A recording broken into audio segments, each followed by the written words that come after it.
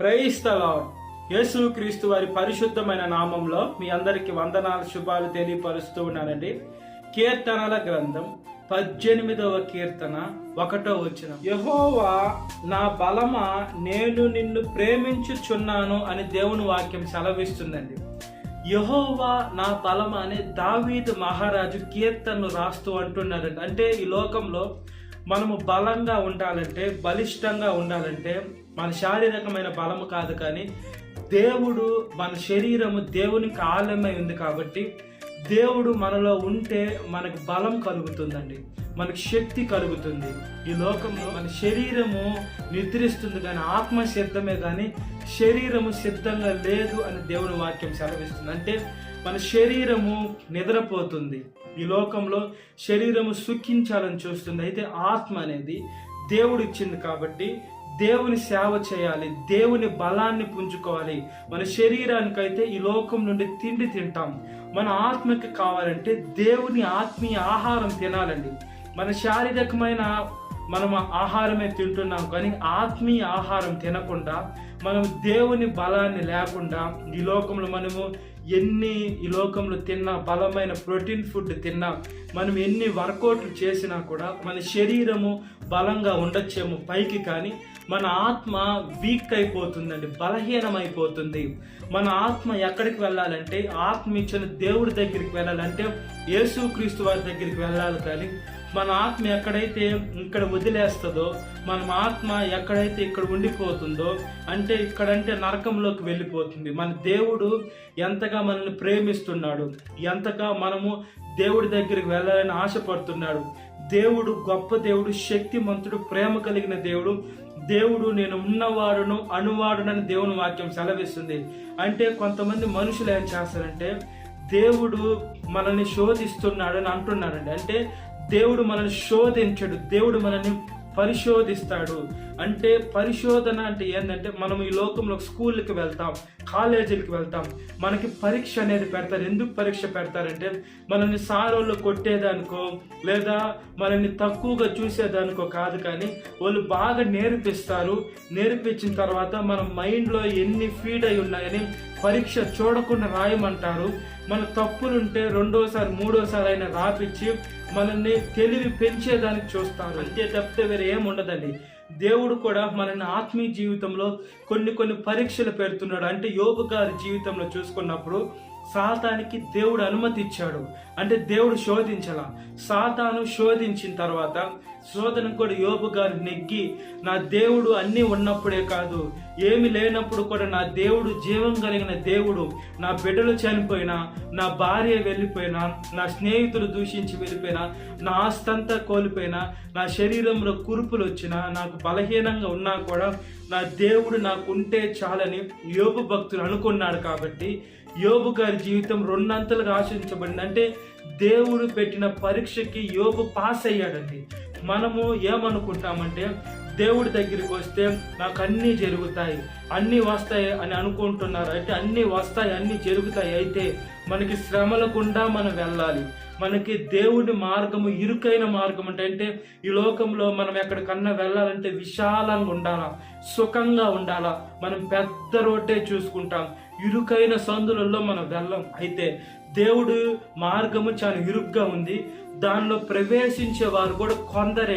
అంటే దేవుణ్ణి, యెహోవా బలం పొందుకునేవారు కొందరే, యేసుక్రీస్తు వారి ప్రేమ పొందుకునేవారు కొందరే, దేవుడికి విశ్వాసంగా పూర్ణాత్మతో పూర్ణ మనసుతో ఆరాధించేవారు కొందరే, దేవుణ్ణి ప్రేమించేవారు కొందరే, దేవుడి గురించి ఆలోచించేవారు కొందరే, దేవుడు ఆత్మని రక్షించాలనుకునేవారు కొందరే, దేవుడికి నిజంగా సేవ చేసేవారు కొందరే, దేవుడు బిడ్డలుగా ఉండి స్వస్థపరిచేవారు కొందరే, బాగు చేసేవారు కొందరే, సాక్ష్య జీవితము వాళ్ళ కడ ముట్టించుకునే వీళ్ళందరూ కొందరేరండి.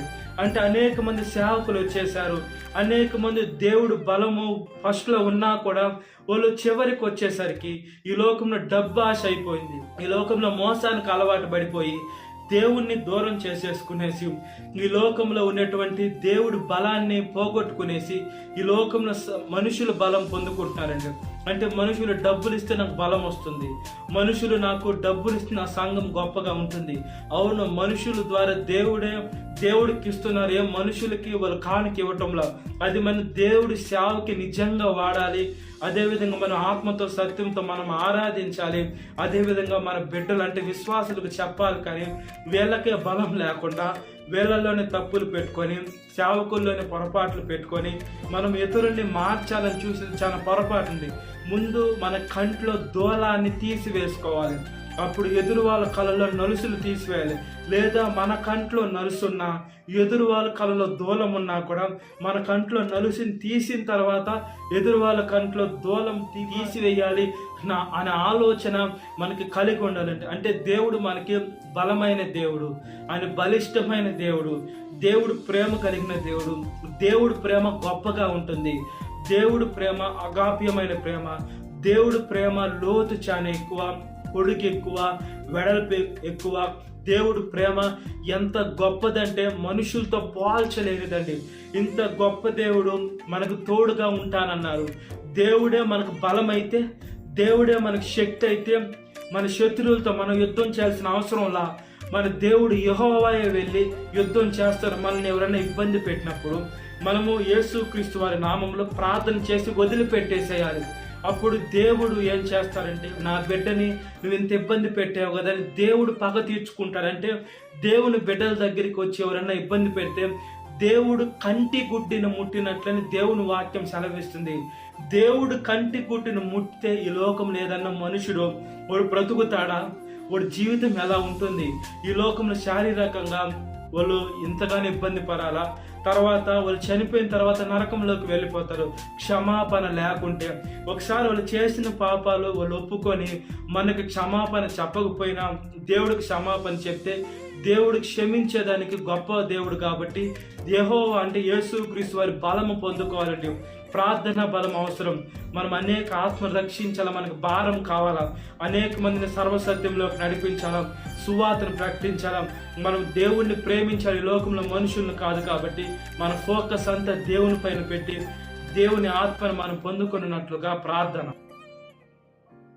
మహాపరిశుద్ధాత్మ దేవ, మా ప్రియ పరలోకమందున తండ్రి, అయ్యా మా బలమా, మా కోట, యేసే మా ఆశ్రయ దుర్గమా, మీకు స్తోత్రము నాయన.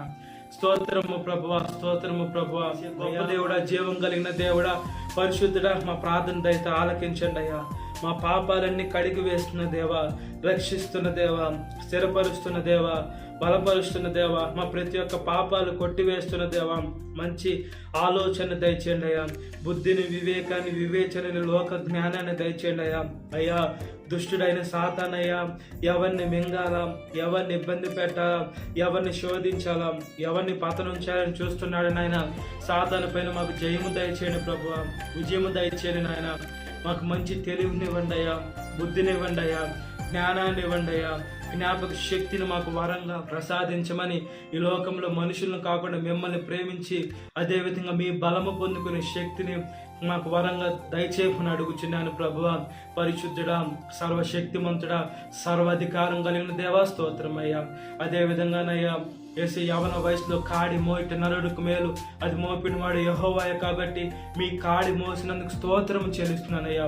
చనిపోయిన వారి గురించి అయితే ప్రార్థన చేయటం లేదు, కానీ ఈ లోకంలో వాళ్ళ స్నేహితులు, వాళ్ళ కొలీగ్స్, వాళ్ళ రక్త సంబంధికులు, వాళ్ళ శ్రేయభిలాసుల గురించి ప్రార్థన చేస్తున్నానయ్యా.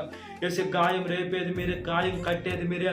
మేము బాధపడినంత మాత్రాన చనిపోయిన వారిని అయితే మేము మళ్ళీ చూడలేము, కానీ దేవా మీలో చనిపోతే ఎప్పటికైనా రెండోసారి చూస్తామని నిరీక్షణ ఉంటుంది. కాబట్టి ప్రతి ఒక్కరు నీటి బాప్తిసం తీసుకొని మీ మార్గంలోకి నడిచినందుకు స్తోత్రమయ్యా. ఈరోజు పెళ్లి రోజు జరుపుకునేటువంటి వారిని కాపాడండి.